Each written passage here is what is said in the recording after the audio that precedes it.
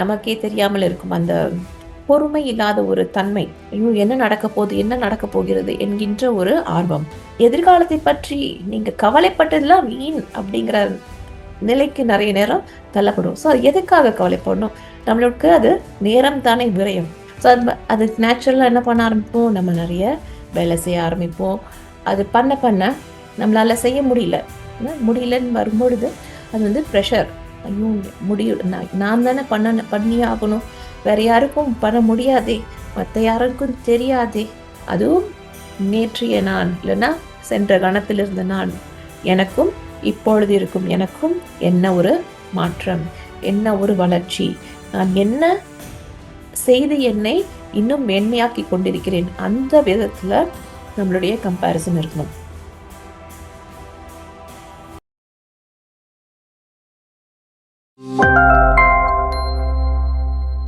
எல்லோருக்கும் என்னுடைய அன்பான வணக்கம். நாம how to let things go என்ற இந்த புத்தகத்திலிருந்து சில கருத்துக்களை பார்த்து கொண்டிருக்கின்றோம். நம்மை பொதுவாக கீழே பிடித்து வைத்திருக்கும் ஒரு மிக மிக முக்கியமான ஒரு விஷயம் என்னவென்று பார்த்தோம் என்றால், அது நம்மை சூழ்ந்திருக்கும் ஒரு பயம்தான். ஏதோ ஒரு விஷயத்தை பற்றின ஒரு பயம். ஒவ்வொரு சின்ன சின்ன விஷயத்துக்காக நம்ம கவலைப்பட்டு வருத்தப்பட்ட தருணங்கள் தான் நிறைய இருக்குதே தவிர, நம்ம வந்து சந்தோஷமாக இருந்த விஷயங்கள் வந்து இல்ல, நிறைய இல்ல. நமக்கே தெரியாமல் இருக்கும் அந்த பொறுமை இல்லாத ஒரு தன்மை. ஐயோ, என்ன நடக்க போகுது, என்ன நடக்க போகிறது என்கின்ற ஒரு ஆர்வம். இது எல்லாமே சேர்ந்து நடைமுறை வாழ்க்கையில் நம்மை இழுத்து செல்லும் ஒரு விஷயமாக இருக்கிறது. சோ அதை எல்லாவற்றையும் எப்படி கொஞ்சம் கொஞ்சமாக விடுவது? முதலது, நீங்க ஒரு பயத்திலேயே வாழும் அந்த தன்மையை விட்டு விடுங்கள். உங்களுக்கு முன்னாடி இப்ப என்ன பிரச்சனை இருக்கோ அத வந்து எப்படி நேர்நோக்குவது அப்படிங்கிற ஒரு மனநிலையை கொண்டு வாருங்கள். நீங்க வந்து எவ்வளவுதான் அதை பத்தி நினைச்சீங்கனாலும் அது எப்படி நடக்க போகுது அப்படிங்கிற எக்ஸாக்டா எப்படி நடக்க போகுது அப்படிங்கிற ஒரு விஷயம் உங்களுக்கு தெரிஞ்சிருமா? கண்டிப்பா தெரியாது. ஏதாவது ஒரு சில விஷயம் அங்கே இங்கே என்று மாறிக்கொண்டுதான் வரும். ஆனா 100% அதை போல நடக்க வேண்டும் என்றால் கண்டிப்பாக நடப்பதற்கான வாய்ப்பு என்பது கிடையவே கிடையாது. அது நடக்க வேண்டும் என்று நினைக்கும் போதுதான் நிறைய நேரம் இந்த நடக்காத விஷயங்கள் என்று நிறையவே நடக்கும். சோ எல்லா நாளும் ஒரே போல இருக்க வேண்டும் என்று அவசியம் இல்லை. அதை பற்றி கவலைப்படுவதை வரும்போது வரட்டும். ஏனென்றால் நீங்க வந்து அதை பத்தி நினைக்காமல் இருக்கும் பொழுது அந்த ஒரு இக்கட்டான சூழ்நிலை நீங்க வந்து வந்தாலும் வரலாம்னு நினைச்சிருப்பீங்க. ஆனா அது வராமலே போகும். எதிர்காலத்தை பற்றி நீங்க கவலைப்பட்டதெல்லாம் வீண் அப்படிங்கிற நிலைக்கு நிறைய நேரம் தள்ளப்படும். சோ அது எதுக்காக கவலைப்படணும்? நம்மளுக்கு அது நேரம் தானே விரயம். ஆக்சுவலா நடக்கும்போது மட்டும் அத வந்து நீங்க வந்து போய் அது என்ன அப்படின்ட்டு பாருங்க. சும்மா தேவையில்லாம உட்கார்ந்து பயந்துட்டு இருக்காதீங்க. அடுத்து, சரி, மறதி. எதற்கு? நம்முடைய அந்த மன நிம்மதி, அந்த மென்டல் ஹெல்த், அதை பாதுகாப்பதற்காக அவர் சொல்லுவது. நம்ம தேவையில்லாம நிறைய விஷயங்களை சேகரிக்கிறோம். அது வந்து ஒரு குப்பை கூளம் போலத்தான் நிறைய விஷயங்கள், தேவையில்லாத விஷயங்கள் சேர்ந்திருக்கிறது. ஸோ இந்த தேவையான விஷயங்களை சேகரித்து வைக்கிறது நல்லது. ஏன்னா அது வந்து நம்மளுடைய வாழ்க்கையின் அனுபவம். அதன் மூலமாக நாம வந்து ஓகே, செய்ய வேண்டிய விஷயங்கள் என்ன, தேவையில்லாத விஷயங்கள் என்ன, இது எல்லாமே நமக்கு வந்து கண்டிப்பாக உபயோகமாக இருக்கும். தேவையில்லாத விஷயங்கள் நமக்கு அதை பற்றி நினைத்தாலே மறுபடியும் ஒருவேளை கண்ணீர் வரலாம், இல்லைன்னா சோகமா இருக்கலாம், இல்ல அந்த மனிதர் மேல் கோபம் வரலாம். எதற்காக? தேவையில்லை இல்லையா? அது நம்மையே வருத்திக் கொள்ளும் விஷயங்கள் தான். மறக்க கற்றுக்கொள்ளுங்கள். அவரை வந்து இது எப்படி ஹேண்டில் பண்ணலாம் அப்படிங்கிறாருன்னா, இந்த தேவையான விஷயங்கள் வந்து ஓகே, கொஞ்சம் அது வந்து ஒரு ட்ராயர் மாதிரி திறந்து வச்சுட்டு மூடிருங்க. திரும்ப திறக்காதீங்க. அந்த நினைவுக்கு செல்லாதீர்கள்.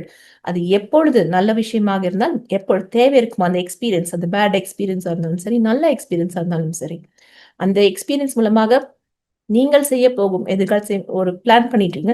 ஸோ அப்போ தேவைன்னா அப்ப மட்டும் யூஸ் பண்ணிக்கோங்க. லாக்கர் போல அதை உபயோகிங்கள் அப்படிங்கிறாரு. அடுத்தது, உங்களுக்கும் மற்றவர்களிடம் இருந்து உங்களிடம் இருக்கும் அந்த எதிர்பார்ப்புகள் இருக்கு இல்லையா, நம்மளை பற்றி மற்றவர்களிடம், அதற்கும் கொஞ்சம் அந்த இடைவெளியை வைத்துக் கொள்ளுங்கள் அப்படிங்கிறாரு. மத்தவங்க சொல்றாங்க அப்படிங்கறதுக்காக நீங்க செய்வதை விட, நீங்கள் உங்களுக்குள் என்ன நினைக்கின்றீர்கள், உங்களுக்கு என்ன செய்ய விருப்பமாக இருக்கிறது என்பதை கண்டிப்பாக செய்யுங்கள். இப்ப ஆபீஸ்லயே பாஸ் வந்துட்டு, நான் உன்னைத்தான் நம்பி இருக்கிறேன், உன்னால தான் முடியும், நீதான் இதற்கு ஆணிவேர், நீ இல்லைன்னா முடியாது சொல்றாங்க. Okay, fine. அது உண்மையாக கூட இருக்கலாம். ஸோ இது சொல்லும் பொழுது ஸோ அது நேச்சுரலா என்ன பண்ண ஆரம்பிப்போம், நம்ம நிறைய வேலை செய்ய ஆரம்பிப்போம். அது பண்ண பண்ண நம்மளால செய்ய முடியல. முடியலன்னு வரும்பொழுது அது வந்து ப்ரெஷர். ஐயோ, முடியல, நான் தானே பண்ணியே ஆகணும், வேற யாருக்கும் பண்ண முடியாதே, மத்த யாருக்கும் தெரியாதே அப்படிங்கிற ஒரு விஷயம் வர ஆரம்பிக்கிறது. இது எல்லாமே என்ன கொண்டு வருகிறது, கொஞ்ச நாள் அதே ஒரு ப்ரெஷர்ல போயிட்டு இருக்கு. முடியல, ப்ராஜெக்ட் எக்ஸ்டெண்ட் ஆயிட்டு இருக்கு, 3 மாசத்துல முடியறது, இன்னும் 6 மாசம். அவ்வளவு நாட்களும் நீங்கள் அந்த தேவையில்லாமல் அந்த பழுச்சுமையை நீங்களே தூக்கிட்டு இருக்க போறீங்களா? மற்றவர்களுடைய எதிர்பார்ப்பு, ஆமா நீதான் முக்கியம், அது வந்து உங்க முதலாளியின் அந்த எதிர்பார்ப்பு. அது அதை நீங்க வந்து ஈடு செய்வதற்காக நீங்க வந்து ரொம்ப ரொம்ப ரொம்ப கஷ்டப்படுறீங்க. நைட் ஒரு 3 மாசமா, சரி 3 மாசத்துல முடிஞ்சிடும் நினைச்சது, இல்ல இப்ப 6 மாசம் ஆக போகுது. 6 மாசமும் நீங்க நைட்டு பகல்ல கண் முழிச்சு உங்களையே வருத்திக்கிட்டு அதை போன்ற செயலை செய்ய போகிறா, உங்களையே வருத்தம் படுத்திக் கொள்ள போகிறா. குழந்தைகளுடன் வெளியே போக முடியல, எந்த ஒரு விஷயத்தையும் கொண்டாட முடியவில்லை. வேண்டாம். மற்றவர்களை முழுமையாக அந்த 100% அவர்கள் சொல்லும் அந்த விஷயத்தை வந்து யூ cannot ப்ளீஸ் அதர்ஸ் 100%. இதுதான் இதுதான் அவர் சொல்றாரு, பி அட் ஈஸ். உங்களுடன் அந்த சமாதானத்தில் இருங்கள். இந்த எதிர்பார்ப்புகள் உங்க பாஸ் வந்து சொல்லிவிட்டா நீதான், அது வந்து உங்களோட பாஸோடைய எக்ஸ்பெக்டேஷன். அது வந்து உங்களுடையது கிடையவே கிடையாது. அதை வந்து புரிஞ்சுக்கணும். நீங்க இதுல என்ன செய்யணும் அப்படின்னா, எந்த விதமான எதிர்பார்ப்பா இருந்தாலும் உங்களுடைய அந்த முழுமையான ஒரு அர்ப்பணிப்பை உங்களால் முடிந்த அளவுக்கு அதில் உங்களுடைய நேரத்தை, கவனத்தை செலுத்த வேண்டும். உங்களுக்கும் அந்த உங்களை பற்றின அந்த எதிர்பார்ப்புகளுக்கும் கொஞ்சம் கேப் வச்சுக்கோங்க. அது ரொம்ப நல்லது, உங்களுடைய சுயத்தை பாதுகாத்துக் கொள்வதற்காக. அடுத்து, take off the good person mask. எப்பொழுதும் நமக்கே தெரியாமல் ஒரு முகத்திரையை நாம் அணிந்து கொண்டிருக்கின்றோம். நீ யாரு அப்படின்னு நம்ம கேள்வி கேட்கக்கூடிய நிலைமைக்கு நாம் வந்து விடுகிறோம். அதுல இந்த முகமூடி வந்து ஒரு சிலர் அழகா பயன்படுத்துவார்கள். வெளியே வந்து அவர்கள் பாவப்படுவது போல அந்த முக பாவம் இருக்கும். ஆனா உள்ளுக்குள்ள பாத்தீங்கன்னா, ஆஹா, கண்டிப்பா இவளுக்கு இது வேணும் தான், இவன் அப்படி சொன்னால அன்னைக்கு, அதனால தான் இன்னைக்கு படுறான் அப்படின்னு இருக்கும். சோ இதுதான் அந்த ஒரு முகத்திரை என்கின்ற ஒரு விஷயம். சோ அதனால முடிந்த வரைக்கும் இந்த முகத்திரை என்கின்ற ஒரு விஷயத்தை நம்ம வந்து அகற்றி விட்டு, அதாவது நான் வந்து ரொம்ப நல்லவன்பா அப்படிங்கிற அந்த முகத்திரை கண்டிப்பாக, ஏன்னா யாராலையும் 100% நல்லவர்களாக இருக்க முடியும் என்று சொல்ல முடியும். ஏதாவது ஒரு விஷயத்துல கோபப்படுவாங்க, நீ எப்படி பண்ற, ஏதாவது ஒரு விஷயத்துல அவங்களுக்கு ஏதாவது ஒரு வீக்னஸ் கண்டிப்பா இருந்தே ஆகணும். நீங்கள் யார் என்பதை மறக்கும் அளவுக்கு அந்த முகத்திரையை அணிய வேண்டாம். நாம் யார் என்பதை புரிந்து கொள்வதற்கு முக்கியமாக இந்த சோசியல் மீடியால போடுறாங்க இல்லையா அந்த மாஸ்க், அதையும் நாம் கழற்றிடுவது வந்து முக்கியமான ஒரு விஷயம். அடுத்து, to not measure your self against the average.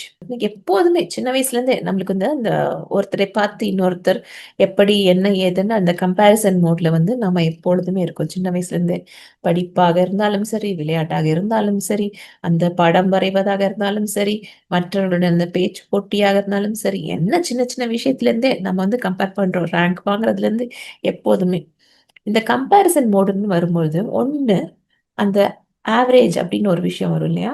Average ஸ்டூடெண்ட்டோ, இல்ல ஆவரேஜ் ஒர்க்கரோ ஏதோ, அதிலிருந்து கொஞ்சம் ஒரு படி மேலே, இல்லை என்றால் ஒரு படி கீழே.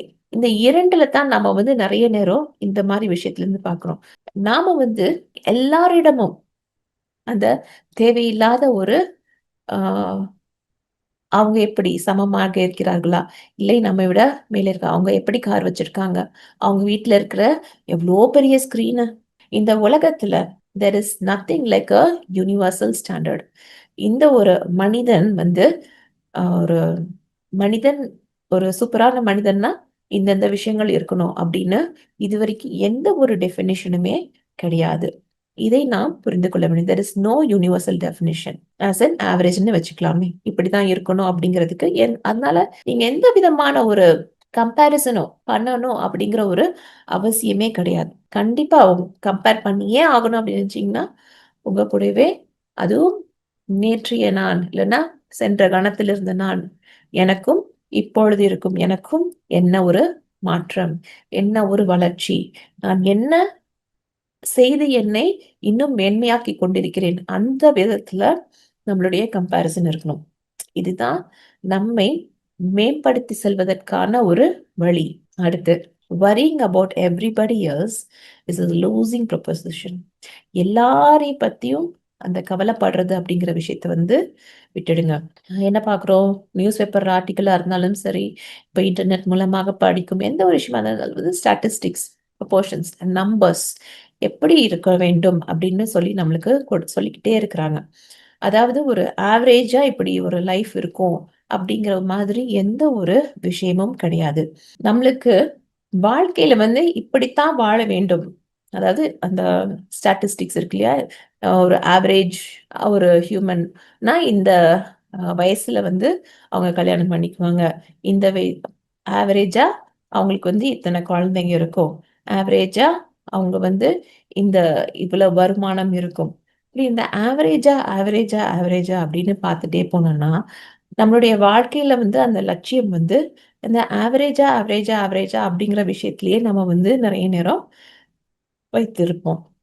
அந்த ஆவரேஜ் அப்படிங்கிற ஒரு விஷயத்தை பார்க்கும்போது, இது எந்த ஒரு ஒருத்தருடைய வாழ்க்கைக்கு சரி அது நீங்க அளவுகோலாக எடுத்துக்கொள்ள ஆரம்பிச்சீங்கன்னா, அப்போ பிரச்சனை.